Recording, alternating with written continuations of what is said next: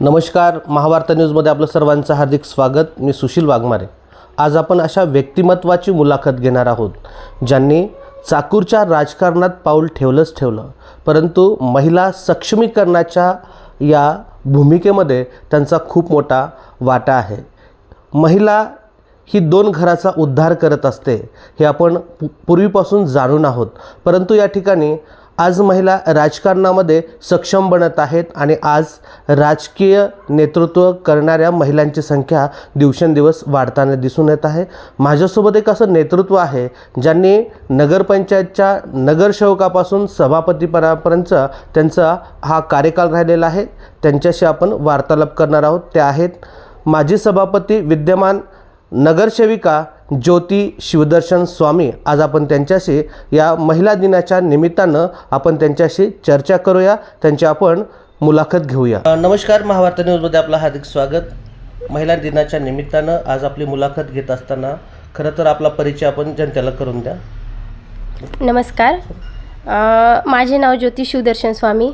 खरं म्हणजे आज मुलाखत देण्याची इच्छाच नव्हती, कारण आमचं जे छत्र आहे दादाचं, जो की आमच्या पक्षाचा आन बाण आणि शान आणि विकास घडवून आणणारं असं नेतृत्व, खरंच समाजामध्ये काहीतरी बदल घडवून आणण्यासाठी, समाजाचा विकास करण्यासाठी धडपडणारं नेतृत्व आपल्यातून हरवलेलं आहे।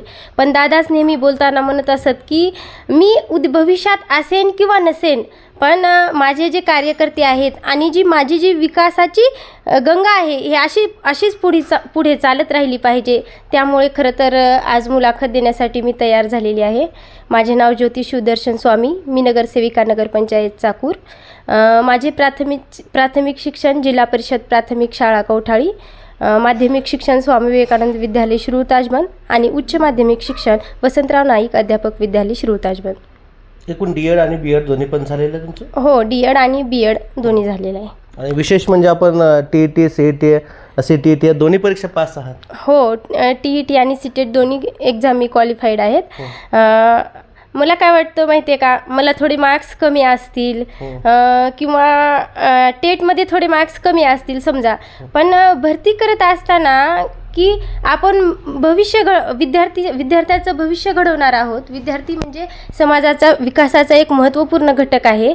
मग आपण शिक्षकाची निवड करत असताना की बाबा शिक्षकाकडे अद्ययावत ज्ञान असणं हे तर गरजेचंच आहे, पण अद्ययावत ज्ञानासोबत तो शिक्षक विद्यार्थ्याला त्याच्या क्षमतेपर्यंत, त्याच्या कुवतेपर्यंत जाऊन कसं समजावून सांगू शकतो, हे फार महत्त्वाचं आहे असं मला वाटतं। केवळ रटन पद्धती न करता विद्यार्थ्यांच्या मूल्यमापन क्षमता बघून, त्याची क्षमता बघून शिकवणं हे चांगलं असं मला वाटतं। आणि शिक्षकाची निवड करताना हेच लक्षात घेतलं पाहिजे। निश्चितपणे या ठिकाणी या उच्च शिक्षित आहेत, डी.एड. आणि बी.एड. त्यांचं झालेलं आहे। खरं तर या उच्च शिक्षित असणाऱ्या ज्योती शिवदर्शन स्वामी या नगरपंचायतच्या केवळ सदस्य नव्हे तर 2 वर्ष त्यांनी नगरपंचायतच्या सभापती म्हणून कार्य केलं आहे। खरं तर एवढ्या उच्च शिक्षित असताना दोन्ही सी.टी.टी. सी.ई.टी. आणि ज्या अर्हता परीक्षा आहेत, शिक्षक होण्याच्या अर्हता परीक्षा, त्या पास आहेत। तुम्ही राजकारणाकडे कसे वळलात? खरं सांगायचं झालं तर जेव्हा मी स्वामी विवेकानंद विद्यालयात शिक्षण घेत होते, तेव्हा विद्यमान सहकार मंत्री बाबासाहेबजी पाटील साहेब तिथे ध्वजारोहणासाठी येत असत आणि नेहमीच मला जेव्हा त्यांची भेट व्हायची की बाबा लोक एवढं त्यांचं कौतुक करतात, नेमकं त्यांचं काम काय, ते काय करतात, असं कुठंतरी मनात कुतूहल वाटायचं। आणि तेव्हाच मी ठरवून टाकलं होतं की बाबा असं काहीतरी करायचं की बाबा समाजात आपली काहीतरी छाप पडली पाहिजे, आपण समाजाचं काहीतरी देणं लागतो, कुठल्या का क्षेत्रात होईना, पण समाज विकासात आपला खारीचा का होईना वाटा असला पाहिजे, अशी खरंच माझी मनातून इच्छा होती। आणि नंतर जेव्हा लग्न झालं तेव्हा माझ्या पतीलाही समाजसेवेची खूप आवड होती। त्यांनीही समाज क्षेत्रात खूप चांगलं काम केलेलं आहे। जेव्हा लोकांना गरज पडेल तेव्हा त्यांच्या मदतीला धावून गेलेले आहेत आणि त्यांच्यामुळेही कुठे का होईना मलाही आणखी आवड निर्माण झाली आणि पाटील साहेबांनी आम्हाला आमचं काम बघून म्हणजे राजकारणात येण्याची संधी दिली आणि राष्ट्रवादीचं तिकीट आमच्यासाठी दिलं, त्याच्यामुळे आम्ही राजकारणात आलो। यामध्ये तुमचे पती असतील किंवा तुमच्या परिवारातील सदस्यांचा कसं तुम्हाला पाठबळ मिळालं? कोणत्याही क्षेत्रात स्त्रीला काम करायचं म्हटलं तर परिवाराचा खूप मोठा वाटा असतो. कारण एकट्याने काही करायचं म्हटलं तर शक्य नसतं. माझ्या मिस्टरांनीही मला खूप चांगली साथ दिलेली आहे यामध्ये, आणि घरच्यांनीही, सासू सासरे असतील, जाऊबाई असतील, आमची जॉईंट फॅमिली आहे. आणि जॉईंट फॅमिली म्हटलं की बऱ्याच आज महिलामध्ये हे दावे असतात की बाबा ही बाहेर जाते किंवा बाहेरचं काम करते, मग घरचं मला एकटीलाच करावं लागतं. असं न करता सगळ्यांनी मला सांभाळून घेतलं. जेव्हा मला समाजासाठी वेळ द्यायचा होता तेव्हा त्यांनी मला बाहेर पडण्याची संधी दिली, आणि घरची जबाबदारी किंबहुना त्यांनी उचलली. त्याच्यामुळेच मी बाहेर जाऊन समाजासाठी काहीतरी करू शकले. कसं आहे आज प्रतिसाद जनतेमधून तुम्हाला मिळणारा प्रतिसाद कसा आहे? हो, जनतेतून मिळणारा प्रतिसाद चांगला आहे. पण जेव्हा आपण समाजात वावरत असतो तेव्हा एखादी स्त्री बाहेर पडली म्हणजे तिला एवढा मान मिळत नाही जेवढा एखाद्या पुरुषाला मिळतो. आणि राजकारणात तर स्त्रियांचं राजकारण बघायचं झालं तर पुरुषांच्या तुलनेत स्त्रियांना एवढा मान सन्मान मिळत नाही. कितीही म्हणावं म्हटलं तरी बोलण्यात बोलतात सगळे स्त्री पुरुष समानता आहे, स्त्रियांना 33% आरक्षण आहे. आज प्रत्येक क्षेत्रात स्त्रिया आहेत स्त्रिया शेती क्षेत्रापासून ते अंतर्याळात प्रत्येक क्षेत्रात स्त्रीने स्वतःची प्रगती दाखवून दिलेली आहे. पण जेव्हा राजकारणाची गोष्ट येते तेव्हा राजकारणात तसं नाही. बऱ्याच स्त्रिया येतात राजकारणात पण सहीपुरत्या त्या राजकारणात असतात. मला वाटतं की जेव्हा स्त्रिया राजकारणात पदार्पण करतात तेव्हा त्या एज्युकेटेड पाहिजेत. कोणता निधी राजकारणासाठी येतो, कोणत्या माध्यमातून तो निधी उपलब्ध करून आणायचा, मग त्या निधीचं वाटप कसं करायचं किंवा त्या निधीतून विकासाची कामे कशी करायची, इथंपर्यंत महिलांना ज्ञान नक्कीच असलं पाहिजे असं मला. निश्चितपणे खरं तर महिला राजकारणात आल्यानंतर त्या महिलेला त्या ठिकाणी जो फंड येतो तो फंड कुठे वापरायचा, कसा वापरायचा, जनतेच्या विकासाची कामं कसं करायची याचं सर्व पुरेपूर नॉलेज असणं प्रचंड गरजेचं असतं असं त्यांचं मत आहे. खरं आहे आपलं. एकूणच जर पाहायला गेलं तर आपल्या तुम्ही ज्या प्रभागाच्या नगरसेविका आहात त्या प्रभागामध्ये जी विकास कामं आपण केलेली आहेत ती कशा प्रकारचे विकास कामं आहेत, किती कोटींची कामं आपल्या प्रभागामध्ये झाली आहेत, काय सांगाल? माझ्या प्रभागामध्ये मी 4 कोटीचे निधी उपलब्ध करून आणून दिलेला आहे. आणि जेव्हा मी इलेक्शनला थांबले होते तेव्हा मी लोकांना काही आश्वासन दिले होते की बाबा कुणाच्या घराच्या समोरचे रस्ते खराब असतील, नाल्या नसतील, लाईट दिवे असतील, मी ते सर्व काम पूर्ण केलेलं आहे. रस्त्याचे, नालीचे, दिवाबत्तीचे. त्याचप्रमाणे जर पाणी येत नसेल तर वेळोवेळी लोकांना पाण्याची उपलब्धता करून देणं, कुठली लाईट बंद पडली असेल तर ती वेळेवर दुरुस्त करून देणं. त्याचप्रमाणे मसनजोगी समाजासाठी आम्ही सभागृह बांधून दिलेलं आहे. पहिला मजला झालेला आहे, आता दुसऱ्या मजल्याचंही बांधकाम सुरू आहे. एकंदरीत माझ्या प्रभागातली विकास कामे खूप चांगल्या पद्धतीने झालेली आहेत असं मला तरी वाटतं. आता विकास कामाच्या दृष्टिकोनातून झालं, आता जनतेच्या आरोग्याचा प्रश्न आपण कशा प्रकारे सोडवलेला आहे? जनतेच्या आरोग्याचा प्रश्न वेळोवेळी प्रभागातील स्वच्छता करून, माझ्या प्रभागामध्ये घाणीचं खूप साम्राज्य आहे, त्याच्यामुळे वेळोवेळी सफाई कामगारांना बोलवून तिथली साफसफाई करून, त्याचप्रमाणे वेळोवेळी तेथील महिलांची आरोग्य तपासणी करून मी तेथील महिलांचे प्रश्न सोडवलेले आहेत. कुठल्या कुठल्या प्रकारचे सामाजिक काम आपण केलेले आहे? सामाजिक काम मला वाटतं की पत्रकार बंधू म्हणजे समाजाचा, लोकशाहीचा आपला चौथा स्तंभ आहे. आणि मी सलग गेल्या वर्षी आणि यावर्षी पत्रकार दिनानिमित्त पत्रकार बंधूची आरोग्य तपासणी मोफत माझ्या वतीने करून दिलेली होती. त्यानंतर पत्रकार बंधूंना हेल्मेटचं वाटप केलेलं होतं. त्यानंतर अजितदादा असताना लाडकी बहीण योजना होती, म्हणजे अद्याप आहे. लाडकी बहीण योजनेसाठी जो फॉर्म भरायचा होता तो मी माझ्या वार्डातील महिलांना मोफत तो फॉर्म भरून दिलेला होता. त्यानंतर आरोग्य केंद्र आहे, आरोग्य केंद्रात जाऊन मी वेळोवेळी आरोग्य केंद्रात जाऊन स्वतः बघत असते की बाबा खरंच तेथे तर सगळ्या सुविधा मोफत उपलब्ध असतात, पण लोकांना त्याचा खरंच फायदा होत आहे का, किंवा तिथे चांगल्या पद्धतीने लोकांची तपासणी केली, आरोग्याची तपासणी केली जात आहे का, हे वेळोवेळी मी पाहत असते. शैक्षणिक क्षेत्रामध्ये कुठलं काम केलं यांचं? शैक्षणिक क्षेत्रामध्ये खरं म्हणजे राजकारण पाहत असताना मला वाटतं की ज्या युवक युवतींच्या समस्या आहेत त्या त्यांनी माझ्या परीने मी पूर्ण सोडवण्याचा प्रयत्न करत असतेच, पण त्यांच्या जरी काही आणखी आमच्याकडून अपेक्षा असतील, एक समाजाचं नेतृत्व म्हणून म्हणा, त्यांच्याकडून आणखी काही अपेक्षा असतील तर त्यांनी तसं आम्हाला येऊन सांगावं. नक्कीच आम्ही आमच्या सुधारणा करण्याचा प्रयत्न करू. आणि युवक युवतीसाठी बघायचं झालं तर आम्ही नगरपंचायतच्या वरच्या मजल्यावर त्यांच्यासाठी अभ्यासिका सुरू केलेल्या आहेत. म्हणजे ज्यांना अभ्यासाची अडचण असते किंवा पैसे देऊन जे अभ्यासिकेत जाऊ शकत नाहीत ते शांतपणे तेथे येऊन आपला अभ्यास पूर्ण करू शकतात. या ठिकाणी असणाऱ्या अंगणवाडीच्या संदर्भामध्ये आपण काय केलेलं आहे? अंगणवाडीच्या आमच्या प्रभागामध्ये अंगणवाडीचं खूप मोडकळीस आलेलं होतं. तिथलं बांधकाम व्यवस्थित नव्हतं, फडशा नव्हत्या, ते आम्ही दुरुस्त करून दिलेले आहेत.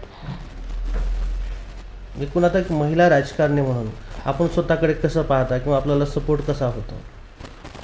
आता महिला राजकारणी म्हणायचं झालं तर खरं तर मी माझं भाग्य मानते की मला राजकारणात येण्याची संधी मिळाली. सगळ्यांनी मला त्यासाठी सपोर्ट केला. पण महिला राजकारणी म्हणून मला एवढंच वाटतं की बाबा महिलांसाठी आपल्याला जे जे काही करता येईल, किंबहुना एक सभापती म्हणून नाही, नगरसेविका म्हणून नाही, एक महिला म्हणून महिलांसाठी जे जे काही त्यांच्या समस्या असतील, आरोग्याच्या समस्या असतील किंवा बऱ्याच महिला असतात की त्यांच्या समस्या ते कोणाला सांगू शकत नाही, त्या बचत गटाच्या महिलांनाही मी खूप चांगली मदत केलेली आहे.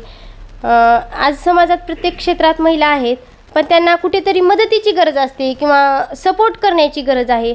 तर एक समाजातील नेतृत्व म्हणून मी त्यांना नेहमीच मदत करत असते. एकूणच जर पाहायला गेलं तर एक महिला नेतृत्व म्हणून, एक सक्षम नेतृत्व म्हणून आज यांच्या बोलण्यातनं, यांच्या कृतीतून आणि आम्ही पाहिल्याप्रमाणेच या ज्योती शिवदर्शन स्वामी या नगरसेविका, माजी सभापती आहेत, विद्यमान नगरसेविका आहेत, यांच्या कृती आणि कार्यातून हे स्पष्ट होताना दिसतं आहे की त्यांनी केलेलं कार्य हे निश्चितपणे महान आहे. उर्वरित जे कार्य आहे कशा प्रकारे करणार आहे, त्यांच्या मनामध्ये असणाऱ्या त्यांनी जी आश्वासनं दिली होती त्या आश्वासनापैकी कोणती कामं शिल्लक राहिलेली आहेत, हे अपुरी राहिलेली आहेत? आम्ही सुरुवातीच्या काळात जी लोकांना आश्वासन दिलेली होती की बाबा निवडून आल्यानंतर आम्ही रस्त्याची कामं करू, नाल्याची कामं करू, दिवाबत्तीची कामं करू, ते सर्व कामे आम्ही अतिशय चांगल्या पद्धतीने पूर्ण केलेली आहेत. जवळपास 80% आश्वासन सर्व पूर्ण केलेली आहेत. आता फक्त 2 कामं राहिलेली आहेत.